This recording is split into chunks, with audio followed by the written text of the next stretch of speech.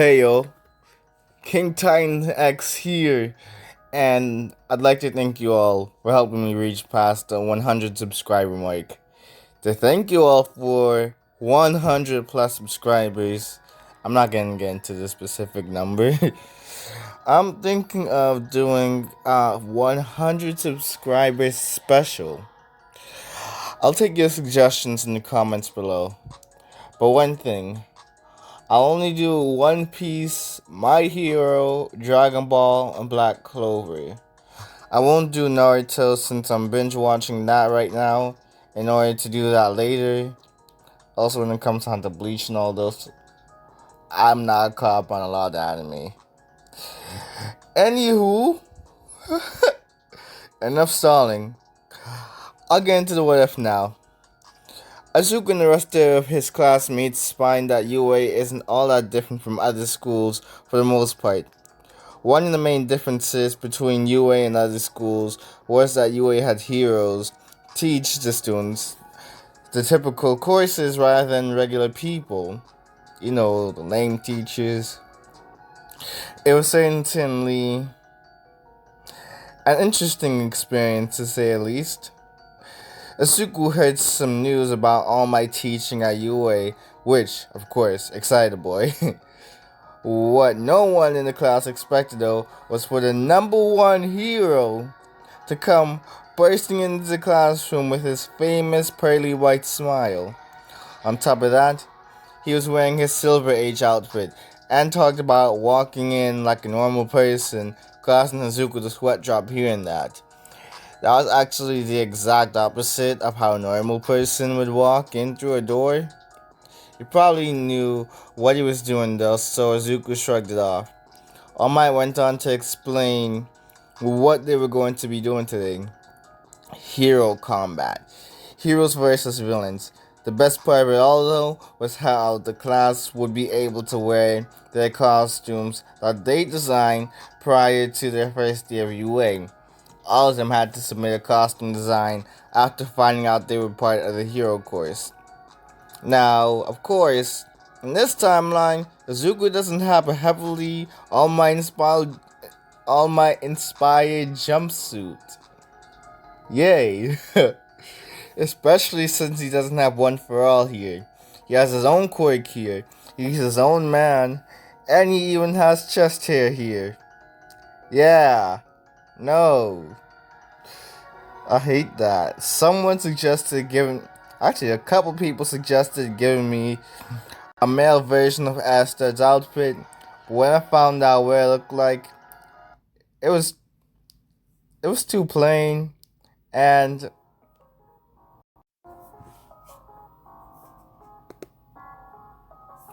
well, what was I saying? Yeah, it was too plain, and I don't know. I just get some weird vibes from this. Like it gives off some. It gives off like some different vibes from what I'm trying to tell. I'm not gonna go into the actual way, but I think you guys can sort of understand what I'm trying to say.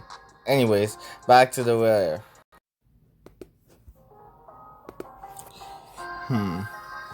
So here, Izuku considers his quirks drawbacks and figures it would be better to keep himself warm as much as possible. This is why he decides to go with this costume design.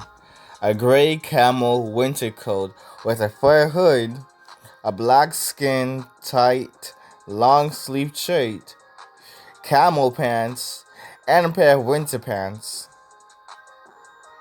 I said winter pants, I mean winter boots.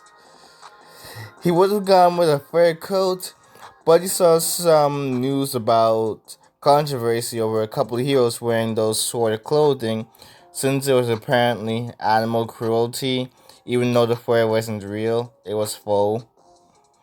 Also, it was especially controversial among the mutation group.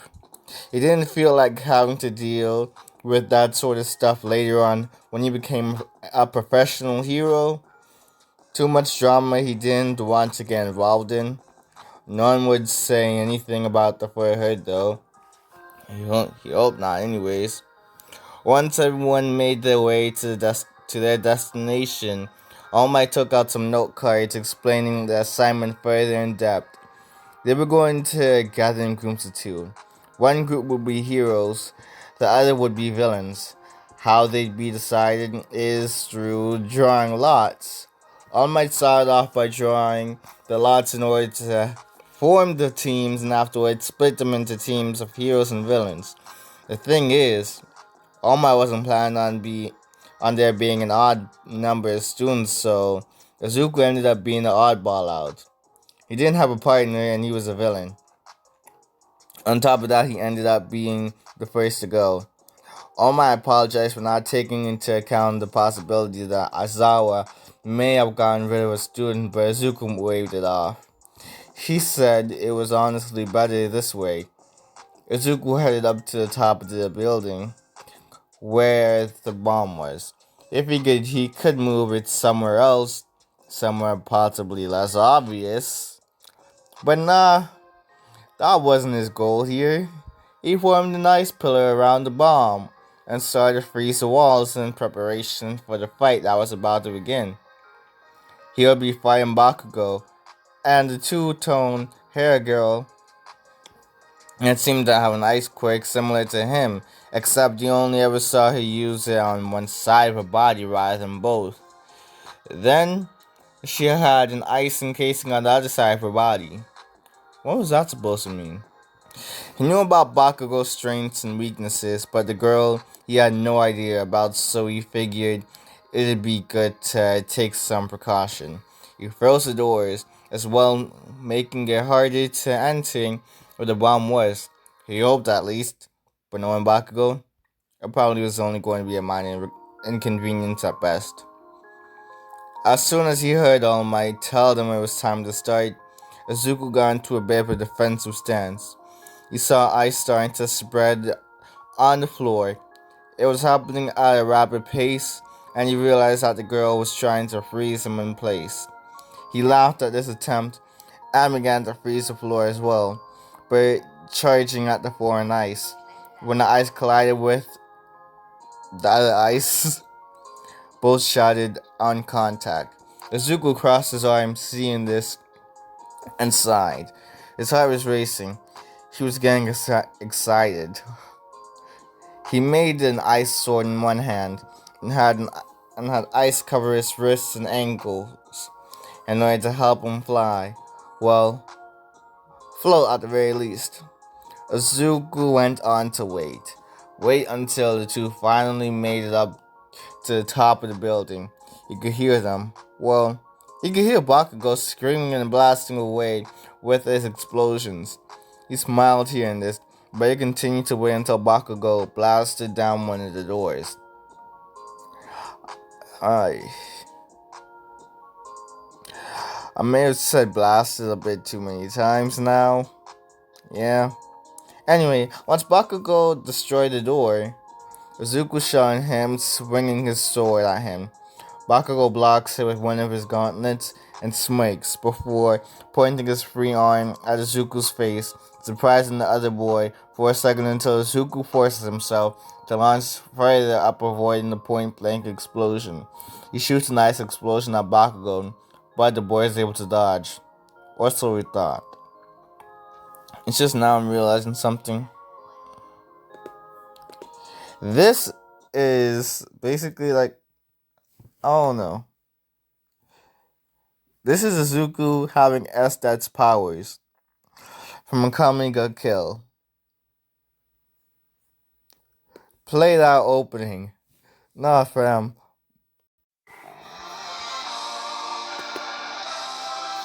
Yes, sir. What ended up happening was that while Bakugo was able to dodge an initial attack, he wasn't expecting the after effect, which was the freezing part. His leg actually gets frozen, but he quickly breaks it via shooting an explosion at it. Bakugo yells at Izuku, wondering what that was all about, but Izuku just explains that with enough ice spread around an area, the ice explosion can actually freeze body parts. Izuku has a devilish smirk on his face, starting to get into the role of a villain more and more, but he forgets one thing. What may that be? Well, it's a Todoroki girl who shoots a large wave of ice at Izuku. Izuku is surprised at the humongous show of power, but he counters it with his own wave of ice. He doesn't stay on the defensive for long though, as he goes back on the offensive, shooting at Todoroki, swinging his sword at her, but she blocks it with her ice-covered side. Todoroki throws Izuku off of her, but Izuku shoots several ice shards at her and Bakugo. Bakugo manages to dodge a few, but he shivers a little, which was his downfall, as a couple shards do manage to hit his more exposed areas. Todoroki's ice-covered half causes her to be more on the sluggish side, as well, so she ends up using the sign to block most of the shards. Izuku floats down to the ground and lunges back at Todoroki, but this time he uses an ice explosion at her. Todoroki quickly freezes the floor in order to contain Izuku in one place, which works, but not for very long as Izuku releases his ice explosion. Todoroki tries to defend herself by making an ice barrier, but the force from Izuku's ice explosion causes her barrier to shatter. This is when she sees something that blows her mind. Izuku absorbing her ice. What? How? This didn't make any sense to her. But before she could ponder on it any further, Izuku turns over to Bakugo, freezing Bakugo's arms, making him essentially defenseless here. He turns back to Todoroki and creates a gauntlet out of ice and closes in on her at an even faster rate than before and punches her ice-covered side, breaking that part covering the left side of her head. It broke his gauntlet as well, but he didn't really care. He swung the blunt side of his sword at her right leg and caused her to kneel down from the pain. She grits in pain, but works through it, and grabs a pipe that just so happened to be laying by her. She coats it in ice and swings at Izuku, but Izuku is able to grab it and fling it away. His muscles are starting to become stiff though. Absorbing all that ice may temporarily boost the quake stats, but it also drastically increases the rate at which he experiences frostbite and euphoria before he gets too caught up in the fight and starts losing proper judgment. He knocks her out via hitting her temple with the blunt side of his sword. All Might calls that Izuku was able to successfully subdue both heroes and that the villain solo team wins here. This leaves the whole class shocked at Izuku's display of power. He single-handedly took down two very powerful students and showed several ice abilities there, seriously impressing the class. Todoroki wakes up and is caught up on what happens. She continues to ponder about this Izuku boy. He seemed interesting.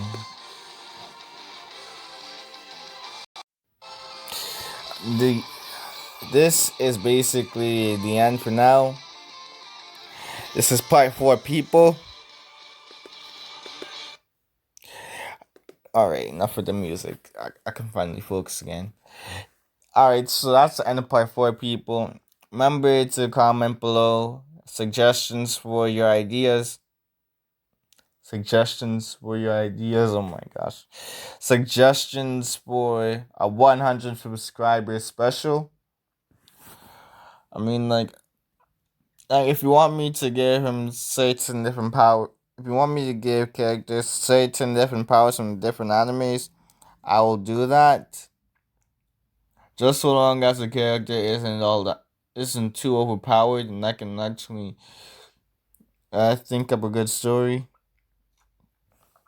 Well, besides a couple like Superboy Prime or the Music Meister, I got those in lock. Anyways, I don't even know where I was going with this. I should have just said this. Oh. Remember to comment, like, share, and subscribe. King Titan X out.